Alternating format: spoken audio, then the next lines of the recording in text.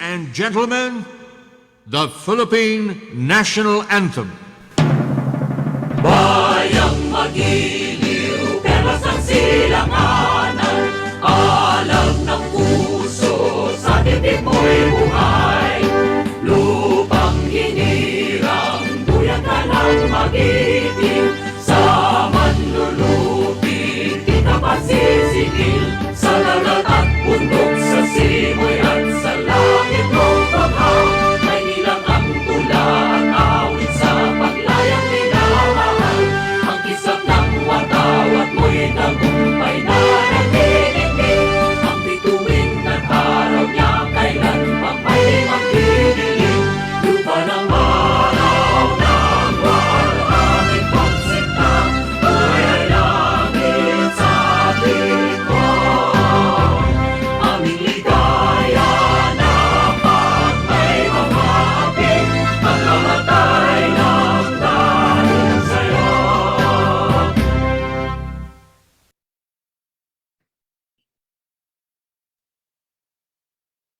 Good morning once again to everyone. I am Mitch Sarabilio and with me is Regina Peñarroyo. Hello, good morning everyone, and thank you for joining us in this gathering. We are from Simyo Inotech and we will be your facilitators for this two-day regional gathering. Just like what Reg said, thank you so much for joining us today. We truly appreciate your presence. To officially start our gathering, we will hear a message from the Center Director of Simyo Inotech, Dr. Ramon C. Bahan. Good morning, everyone, and welcome to Simyo Inotech's Regional Forum 2022. We have participants coming from all the 7 Simyo member countries, and I'm very happy that we have this very enthusiastic response to our invitation to take part in this regional forum. In fact, the response is really beyond our expectation. So much so that it even exceeded the 1,000 participant limit of the Zoom platform that we are using in this gathering. I think it simply shows that all of us who are gathered here this morning, we all care so much about the topic that we will be discussing in this two-day forum. This topic is very close to our hearts, both in our professional capacities as educators and in our own personal capacities as parents, uncles, aunties, siblings, and grandparents for some. And talking about grandparents, being a grandfather, my oldest grandson will be entering the big school this coming school year. Hopefully in a face-to-face setting or in-person setting. But over the past year, he has been, of course, limited to online nursery classes. And so I just wonder what the experience will be when he enters the big school.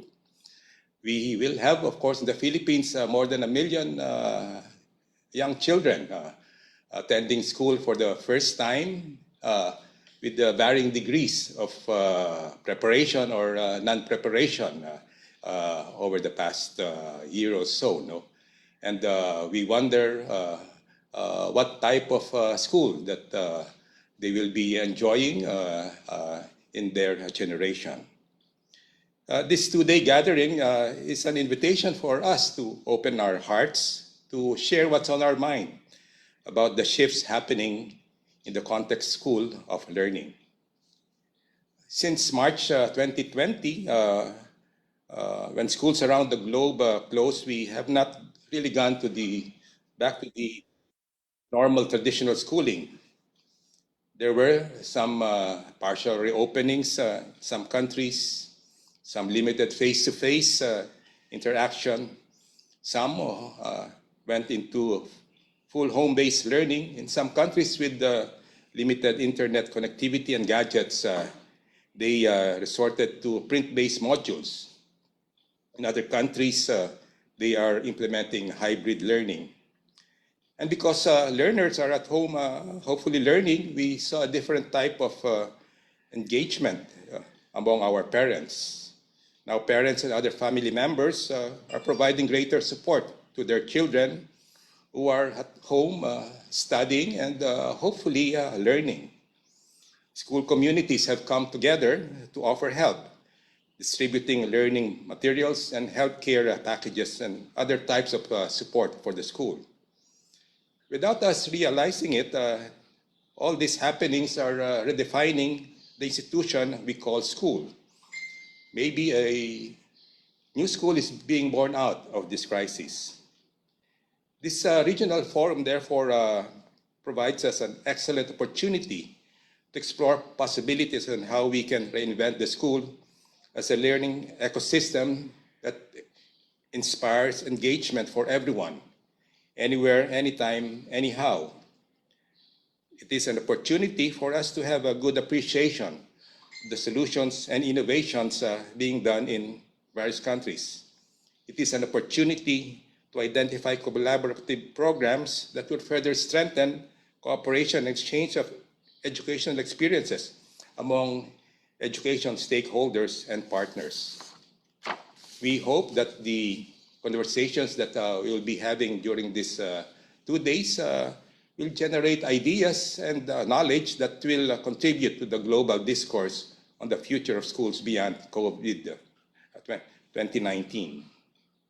So together, let us focus our energies and passion to this critical question. How might we reinvent schools for a better future of every learner in Southeast Asia? We need to discuss this topic because if we don't, then we might lose the important lessons we gained from the almost 2 years into this pandemic.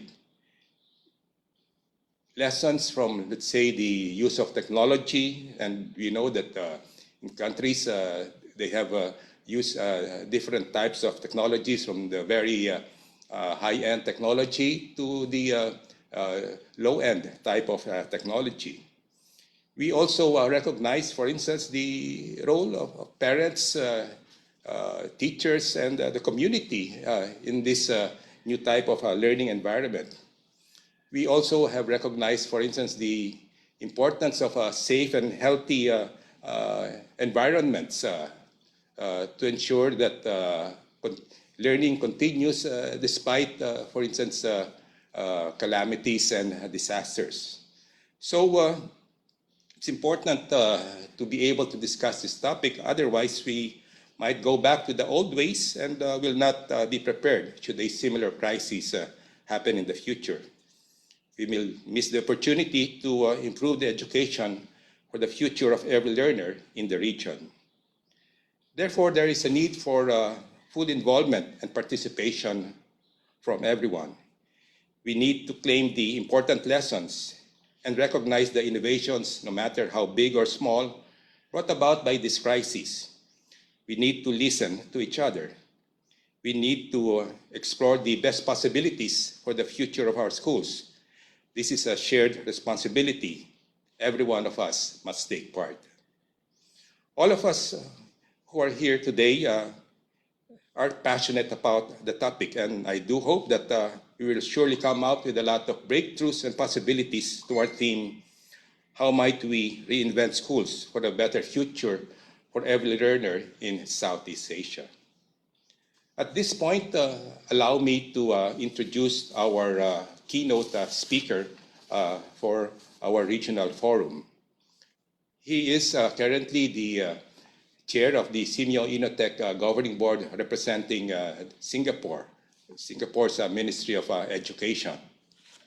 He has been with us for the past 4 years in the Inotech Governing Board, and over these 4 years, we have really come to know him. He has been very willing and generous in sharing his insights and ideas into the education issues discussed during our governing board meeting, as well as in broader education issues. And therefore, we thought that it would be a good opportunity for us to be able to have him as our keynote speaker. His name is Mr. Suraj Nair Venugopal, but he simply wants to be called Suraj, no? And let me just briefly, tell you a bit more about him.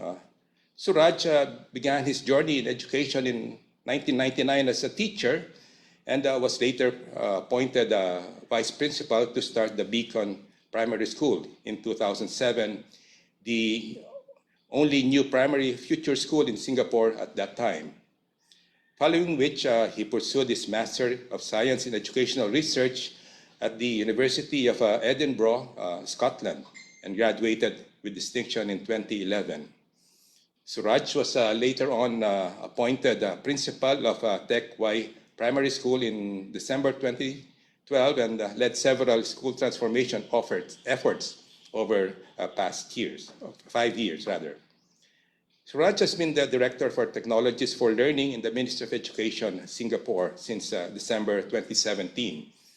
He's responsible for the overall strategic policy of educational technology for Singapore schools, as well as exploring emerging technologies and eventually scaling these where relevant.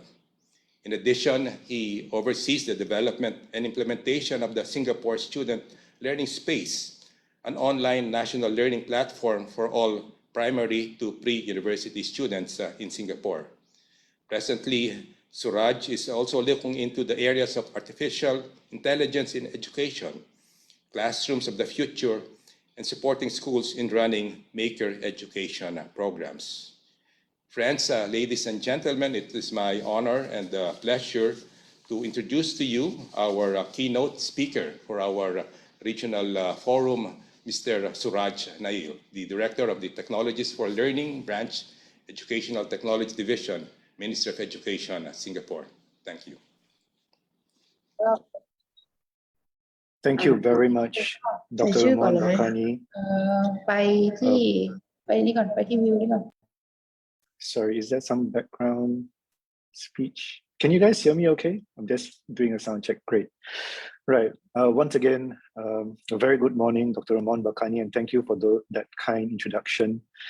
I'm going to now see if I can take control of my slides so that I can help click through the slides myself.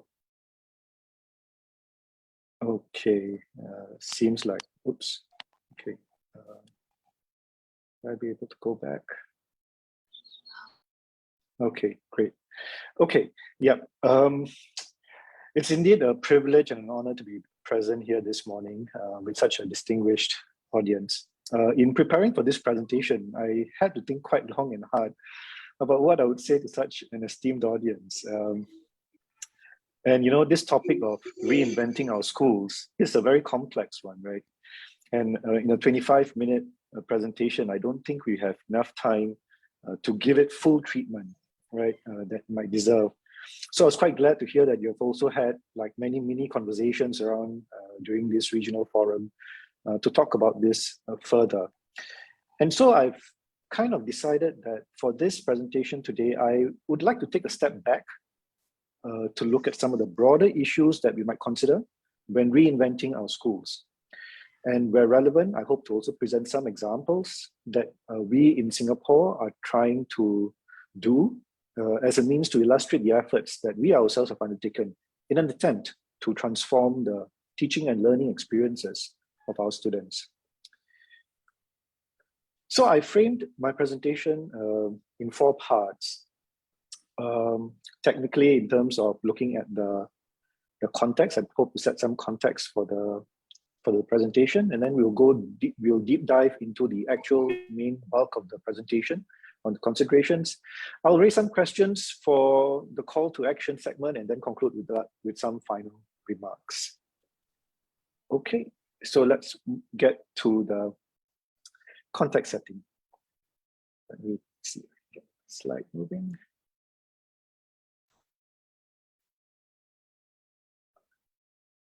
Okay, the next slide, please. I think I'm not able to control my slides at this point. Yeah. Let's start with a story. A story that some of you might be familiar with. On July 6th, 1988, the Piper Alpha oil rig in the North Sea exploded. It exploded because some simple systems, which had worked faultlessly for over a decade, were not checked. And these obviously failed, and there was a huge explosion, and this explosion caused a massive fire. People had just assumed that these systems would continue working. The scale of the blast was immense. 90 meters high, could be seen from 100 kilometers away. And the workers who were on the oil rig initially went to lock themselves up in the room in that rig, hoping that the fire would just burn out or the emergency systems would kind of kick in. However, 3 men realized that that was not going to work. So they went out, they went to the edge of the oil rig platform. They stood there, staring into one of the world's coldest and roughest oceans. And they had 2 choices in front of them: stay or jump. Stay and hope for rescue to come, or jump into the freezing ocean and risk possible death because of hypothermia or whatever else. So 2 men decided to jump, 1 man decided to stay. And the 2 men who jumped survived when sea rescue operations were mounted. The man who chose to stay died. Unfortunately, that day, 167 men died on this oil rig. Our situation in education currently is somewhat like that. We are facing immense changes around us, right? We assume that the systems which we have worked and which we have relied on will continue working. Sometimes we stare into the ocean and decide not to jump, fearful of the consequences. But the consequences of not doing anything are probably more severe. We need to transform, because if we don't, we will get to see the future of education that none of us want to see, because it will be one that does a disservice to our students, right? So the price of not changing is very heavy. And I think, as Dr. Ramon Bakani outlined, this COVID pandemic has given us a new opportunity to review and look at some of the things that we might be able to do. Right. Now, there have been many people who have tried to kind of identify the archetypes of schools we might be looking at in the future. Now, this one that you see on the slide is one done by the OECD in 2020, and they outline like 4 possible archetypes that we might see. And I'm sure there are many other thought leaders out there who look at this and try to like formulate like what might a school look like in the future. For today, as I mentioned, I don't want to take this angle of trying to describe what the schools in the future might look like. I think we might need to revisit more fundamental ideas. So instead, I join you as an educator to highlight some of the broad areas that we might consider as we reinvent our schools and our classrooms. So that's the angle that I'll be taking in my presentation. So let's move to the meat of the presentation, and this way maybe we can talk about the considerations. So even as we start making our transformation efforts, let me try to get the next page.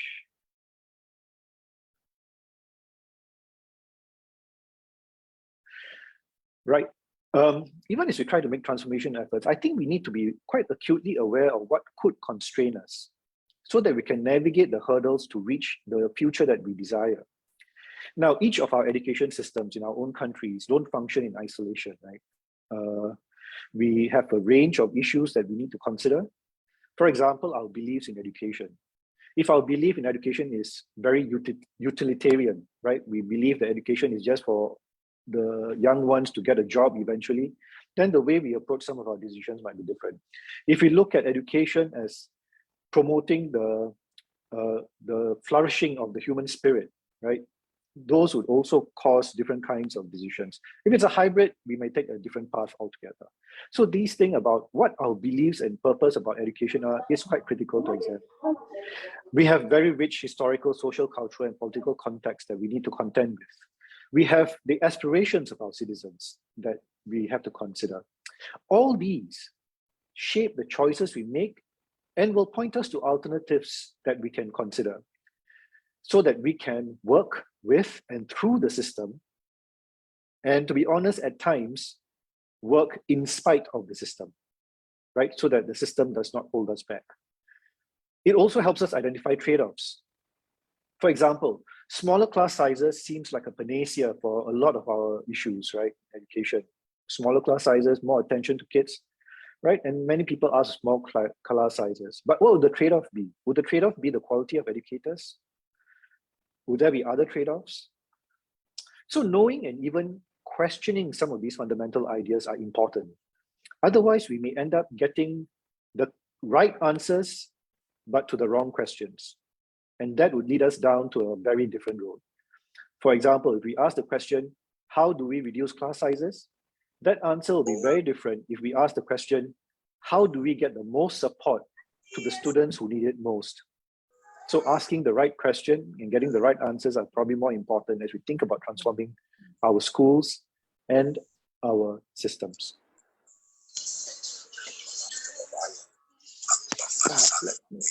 Okay, great. There are some things we can be quite sure about as to what we will see in the next few years.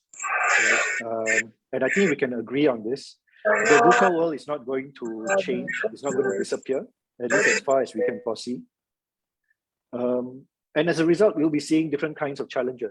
And one framing of the challenges is what we call the Barney challenges, right? We are going to see brittleness in systems that cannot cope with the complexity that we are facing today. We are going to see a lot more anxiety because of the large amounts of information available, right? And at times not even knowing what is true or false, for example. There's also this issue of non-linearity, right? Where we cannot clearly draw lines within cause and effect on cause and consequences. And all these leads to this state of incomprehensibility, where we cannot make sense of what is going on in the environment and we can't identify the phenomena or explain the phenomena that we see. So even when we use AI system, artificial intelligence systems, there will come a point where the algorithms get too complex, or because of machine learning, right? The system decisions will also appear incomprehensible to us. So these challenges are going to be present, and we do need a way to be able to manage this. The second point that I think we can be quite clear about is that technological disruptions are going to be there. It's not going to disappear. If anything, we do know that the changes are probably going to be a lot more rapid, right? They're going to come a lot faster. I don't have a lot of time to go into the actual details of what these technological disruptions are, but I'm sure if you look at these two areas, you can kind of agree with me that these premises will shape our view of how we transform our classrooms and our schools and so on. So what implications are there because of these things that we observe, right? These things are here to stay. And I just want to highlight two things. The first is at the system level, we will increasingly need more agile planning models. And I will kind of explain this a little bit more from the context of Singapore. We need more agile planning models. The second one is we also need to kind of land on what are the desired outcomes and competencies for our learners? What are they actually? And why do we need to do this, right? So let me just go on to the first point then. More agile planning models. In the early years, since 1997, Singapore has always adopted what we call a master planning approach to technology integration for our schools. And these master plans lasted about 5 to 6 years, thereabouts. So we formulated a plan at the start, then we evaluate the plan after 5, 6 years, and then we prepare for the next round of plans. And we have been doing that for a number of years. And you can see that we have done that for practically from 97 to 2020. But we also realized very quickly that this kind of planning model is not nimble or agile enough based on the current context we are in now. And so we have moved into what we call a rolling educational technology plan. And what does this actually mean? Is that we don't wait 5, 6 years to kind of evaluate what our progress and our efforts are, but we do it on an ongoing basis.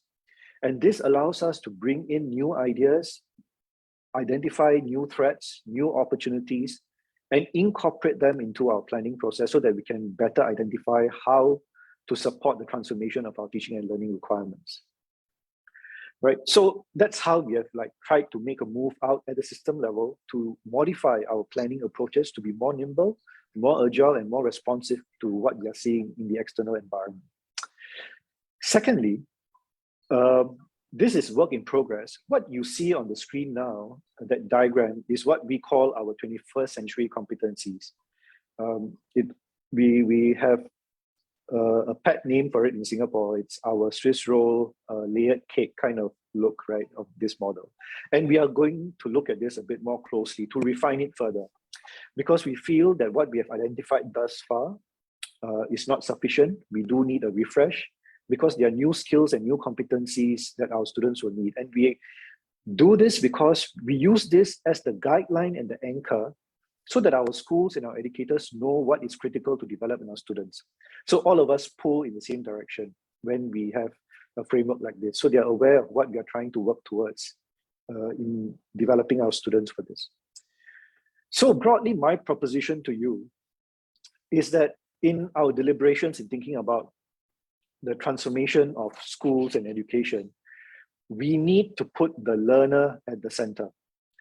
The learner needs to be at the center, and we cannot use this as a cliche or pay lip service to this idea about what it means to put the learner at the center, right? It should be reflected in our plans, in our implementation approaches. And I would like to suggest that education planning cannot just be something that adults do behind closed doors and say that, oh, this is what the kids need, and we'll just do it behind closed doors because we know best, right? I think we do need to also know very intimately our learners, our students' voices, hear their voices, know their aspirations, understand their fears.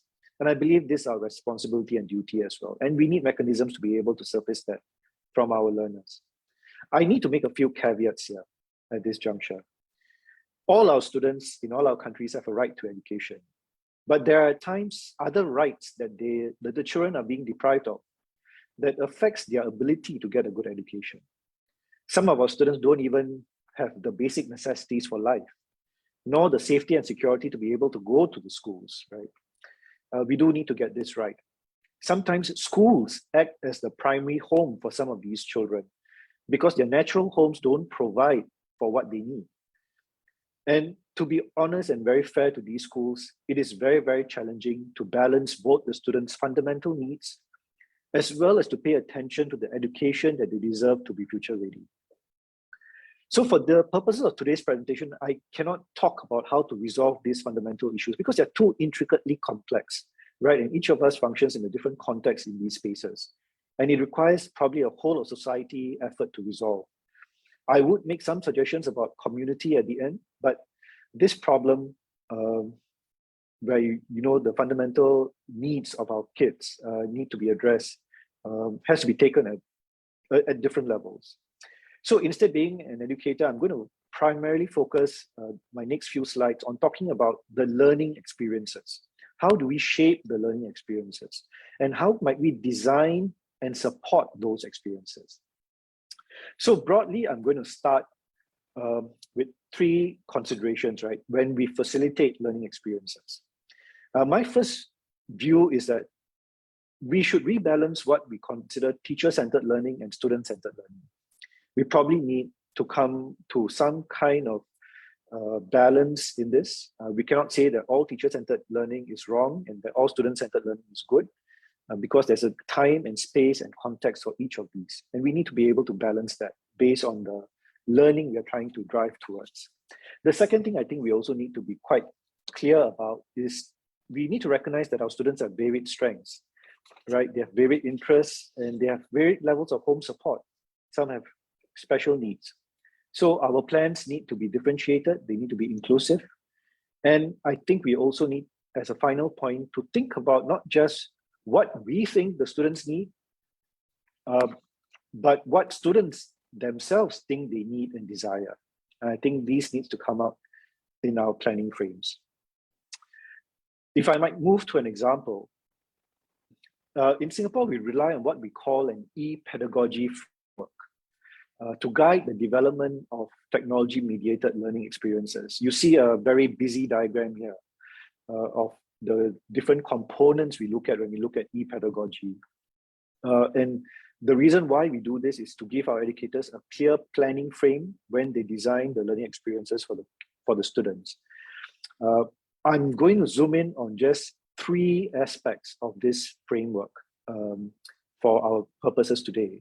The first one the first big area that I hope to address is this issue about adopting technologies in education, because this is something that many of us are looking at adopting technologies. The second one is about leveraging the environments, the physical and the digital spaces, which can be very powerful. And the third, like I mentioned earlier, is to harness the power of communities and what that might refer to. So let's go straight to the first big area, and that's adopting technologies. Now, we all know technologies make many promises, and some of the promises are broken downstream when we try them, right? And technology investment is often very high. The question really is, how do we decide and make better choices in our technology investments, since it's such a pivotal part of our students' learning experiences, and it's likely to continue to grow to be so in the future. There are some factors we can consider when we think about technologies, right? The first is, of course, calculating the return on investment. And this is something that I think as educators, we sometimes find very difficult to pin down. It's like, what's the return on each investment dollar we make in technologies? And that's something that can guide us in thinking about technological investments. We also probably, for example, we also need to look at the learning context. Is the technology suitable? What kind of infrastructure needs to support technology? Does it need to be cloud-based for quick scaling, or does it need to be remote friendly? How do we do that? And technologies, I would suggest, need to be built on agile or hybrid agile methodologies. And these are quite different from what we traditionally know as pure waterfall design methodologies, which means that, you know, if I might draw a distinction, waterfall methodologies that you will determine everything that you want the system to do, you will give it to a developer, and the developer will build it for you as you require it, step by step. But an agile methodology actually requires you to just spell out some broad parameters, and then you design the system along the way, right? And you can improve, listen to user feedback, respond to user feedback, and then build out the system according to what the users need. So we can look at some of these methodologies to build systems. The final point that maybe that's worth making is to look at the ethical use of technologies.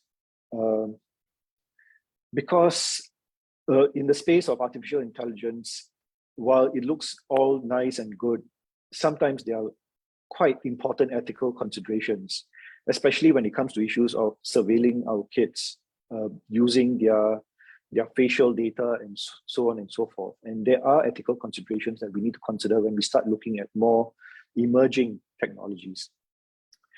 I would also say that introducing technology has got its own challenges. Yeah, we need to look at our teachers' autonomy, agency being lost. What are our teachers' mindsets when they use technology? There's no point in forcing our teachers to use technologies that they don't believe in, right? The outcomes are likely to be poorer. They need to be able to know the system. And the teachers need to be able to trust the technological systems that we introduce. A very quick anecdote here. When we were doing our own teacher-based research on looking at learning analytics and what data would be useful to teachers, we realized that teachers trust their intuition and gut a lot more than they would trust the data, right?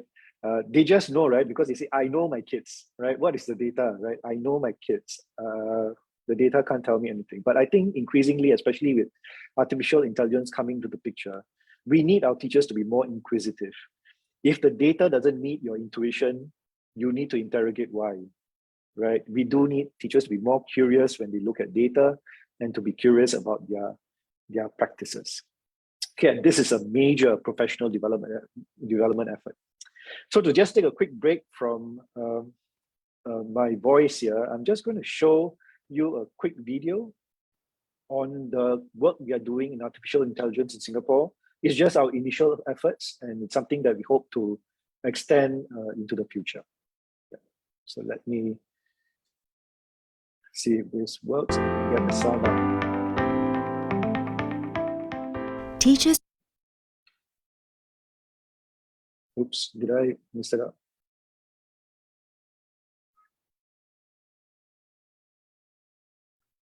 Okay. Teachers recognize that each learner has different preferences. works at a different pace, and requires different levels of guidance. To support them in delivering more personalized learning experiences, MOE is embarking on 3 AI projects: the Adaptive Learning System, Learning Companion, and Learning Feedback Assistant, to deliver more personalized learning experiences for our students. How would these systems work? Sophie wants to learn a new topic in math and navigates to the Adaptive Learning System section in the Singapore Student Learning Space, SLS. As she attempts the practice, the Adaptive Learning System will analyze her responses and recommend a personalized pathway to help her master the topic. Simultaneously, the Learning Companion, which is linked to the Adaptive Learning System, offers prompts to engage, motivate, and help her reflect on her learning. Sophie's teacher, Mr. Tan, can review the information collected by the Adaptive Learning System to not only ascertain the learning progress of each student, but also understand the student's specific learning challenges. He can then adjust his lesson plans accordingly. Sophie's classmate Varun is working on an English language writing assignment in class. As he writes and submits his work, the Learning Feedback Assistant for English Language gives him immediate feedback about his spelling, punctuation, and basic grammar.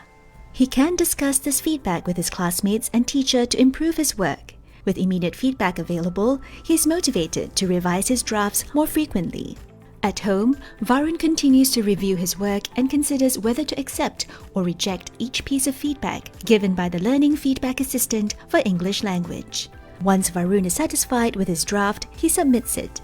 Later, his teacher provides more in-depth guidance on areas like creativity, tone, and flow of ideas, in addition to the basic language errors identified by the Learning Feedback Assistant for English Language.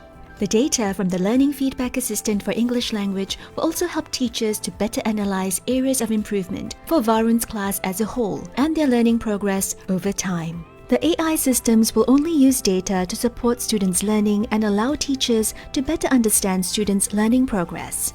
These AI systems will not be used to assign grades for tests or exams or influence student placement decisions. To ensure that the AI systems deployed in our schools consider ethical issues holistically, MOE has developed the MOE AI in Education Ethics and Governance Framework.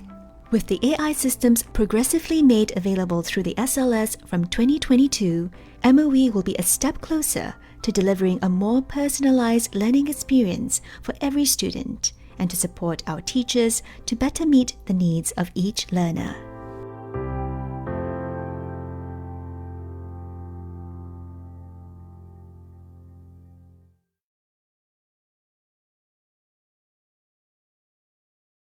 Right. I hope that gives you just a broad overview of what we're doing in the AI space. Still early days, and we'll be glad to share some of our learnings further downstream. The second big area that we need to talk about is how we use physical and digital spaces. And here I've called it leveraging the environment. I think we do need to think very carefully about how we design virtual learning environments for our students. Be it a learning management system, and I will say a little bit about student learning space later, or even when we use synchronous learning like Zoom, or even when we use tools like Pigeonhole and so on and so forth. There's a very big research area around design of physical learning environments. The only thing I would like to add to that is to kind of think about how we can enable seamless integration of technology when we think about physical learning environments, not put it as an afterthought, but integrate it as part of the design process, right? When we design the space, we need to think about the integration of technology straight away and not try to put it in after that, as far as we can afford to do so. But I think in the next lab, what will become more and more evident is how do we support hybrid learning environments? And I think that is going to be a critical area that we want to pay attention to. How do we do this balance of what we call blended learning, mixed modalities in learning and play, and how this would affect the kind of skills that our students will need to be able to flourish in that kind of learning environment? What might we do to do that? And of course, very quickly, we can also see a little bit about teacher support and teachers' professional development to leverage these environments. So I'm only going to talk about the highlighted areas, and I'll start with the student learning space first. So if you notice, our student learning space journey started very early. It was first announced in 2013, but it took us quite a while, up to 2018, to actually first fully roll out the system. And we have moved in stages thus far. The point being made here is that the incremental improvements enable us to meet the user needs and respond to user feedback very, very rapidly. And that is something that we have found useful in the way we have built the system. Just to give a very quick overview, it is intended as it's a national platform. It's intended to reach out to all the students.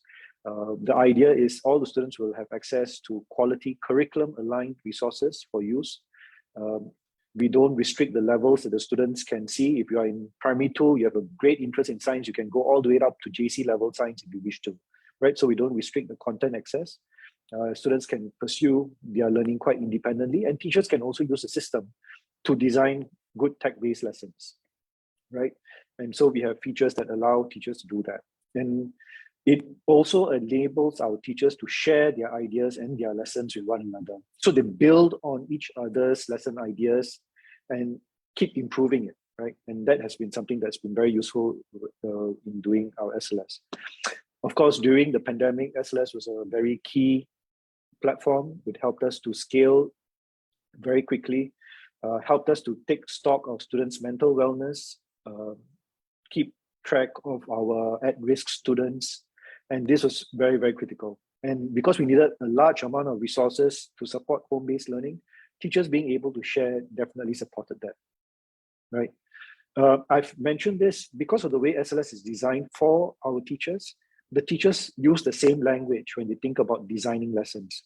And that shared pedagogical language kind of also communicates the common expectations we have about tech adoption. Okay, and I've mentioned this final point about responding to user feedback previously. All right. We are not just happy with version 1. We are now looking into SLS version 2 that will take us way down into 2027, 2028. And we hope to see more support for things like blended learning, the AI aspects, supporting formative assessments, and so on and so forth. So this is the forward broad planning, but we will do it in an agile method subsequently. This is our version of blended learning. Just excuse me a while, take a drink.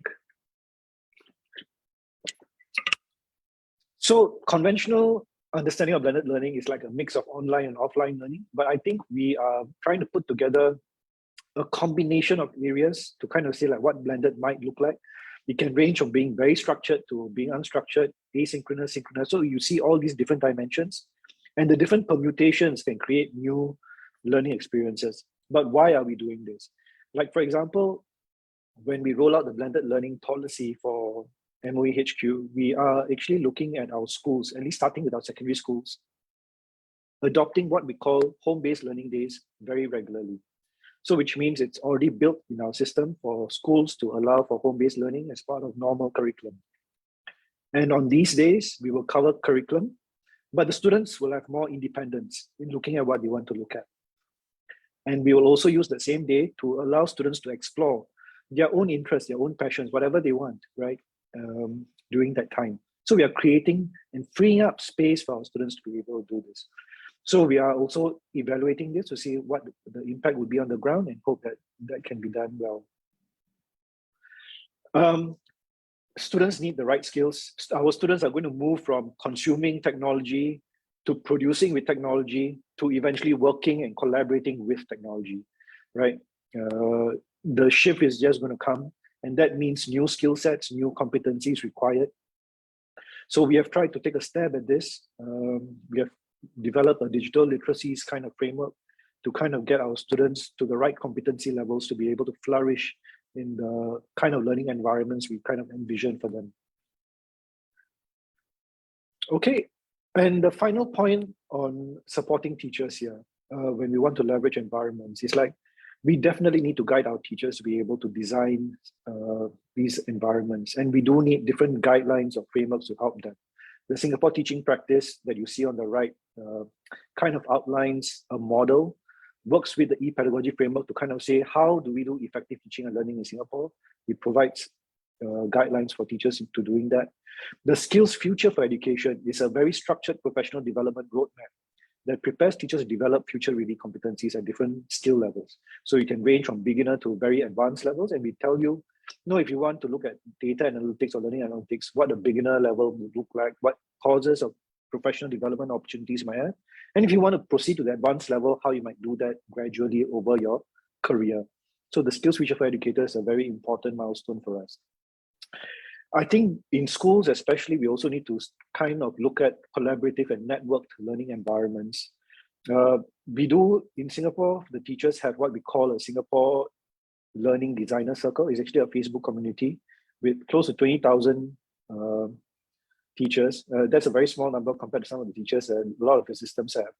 And 20,000 out of 33,000 teachers is about 60% already of our Singapore educators. And they come as a peer support group, right, to support one another, share ideas, and so on and so forth. So that has been also very useful for us in driving this professional development efforts for our teachers. I would just say that collaborative learning helps to reduce the risk of failure for our teachers. When they work together, they feel more energized. They are not so afraid of trying, and it's a very important part of change management processes. My final big area on harnessing community. Now, we all know that we cannot afford to be in our silos anymore, right? We need to be able to reach out to our communities, engage our partners, and so on, because there are so many new things that, so many needs in schools. This environmental stewardship agenda is going to come up very strongly, and we need partners for those things. Our learners have got different needs, well-being needs, and we may need the community to step in to support them. And we do need to reach out to a range of stakeholders to convince them to join us in this endeavor, right? To educate the future, right? Because they have a stake in it as well. But on the flip side, we also need to think quite critically, how will our students give back to the community and not just take from the community? So in our school programming, we also need to consider, can we design it such that the students are giving back, right? And I think that will strengthen social cohesion, the sense of belonging, and even the pride, right, that they're doing something for the community. In Singapore, we do have something called the Uplift in Singapore efforts, and this is where we get pools of 50 organizations coming in and really supporting our disadvantaged kids. Not just looking at educational progress, but actually looking at a whole spectrum of things. And that's something that we started not too long ago. Okay. Now, where does this leave all of us? If I might just, based on what I articulated as considerations, the call to action primarily is, what do we look at? I would like to suggest that maybe it's time to look at the efficacy of our current planning frames and methods. Our planning frames progressive. How do we change it for the operational context we are in? Do we know the trade-offs? Do we know our learners intimately? Have we processes to find out what our learners really feel and want? In Singapore, we have something called the Classrooms of the Future project, and we use design thinking and other human-centric methodologies to get feedback from the kids. And then we design solutions around those needs for the students. Do we have a vision for our schools and classrooms and for teaching and learning? Concretize and communicate to the teachers so that we can all pull in the same direction together, right? And we understand where we are heading. More importantly, our teachers and school leaders empowered. And how is this empowerment given? Our professional development needs and strategies, our collaboration and community engagement strategies, including with parents, have we considered these things, right? And that's something broadly we can look at as we are thinking about transforming our schools. So how do we do this ourselves? Because all of us, I believe, have got some kind of leadership influence, right, in our respective roles. I think I can't stress enough that even though it sounds a bit ironical, we need structures that allow freedom. We don't need structures to constrain us. We need structures that allow us freedom, right? To be able to experiment, to innovate, to iterate, to try, right? The idea really is fail fast, learn quickly. And there's no such thing as wait for perfection before you implement something good, right? You test and learn, you modify, you test and learn, you repeat the cycle, and you get something out and improve it along the way. I would also posit that change management efforts need to create we need to consider how we create that mindset shifts among those we are trying to affect, including the stakeholders and the community, and how we might develop new competencies to manage the current and emerging complexities, right? Because if we don't do this, we might not be able to not just handle future complexities, but we may not even be able to handle current complexities. So, ladies and gentlemen, if you allow me to just conclude, at the start of this presentation, I had shared a story, right? The burning platform. Let me see if I can get the slide to move. Oops, sorry, yeah. One more slide, please. Oh, okay, yeah, that's good. I started the presentation with a story, right? The burning platform. We are all, right? You and I, we are all at the edge of the platform now, looking at the sea, being asked the question, are we going to take the plunge to reinvent our schools and our classrooms? Or are we going to remain on the platform, afraid of the consequences? Just that at this time, if we don't jump, the ones that may be facing the consequences would be our children, right? And I'm not sure we are all willing to pay that price. The choice is really ours. And I believe that as an ASEAN community, we will all make the right choices for the sake of our children. So thank you again for your kind attention and for this opportunity. Thank you very much.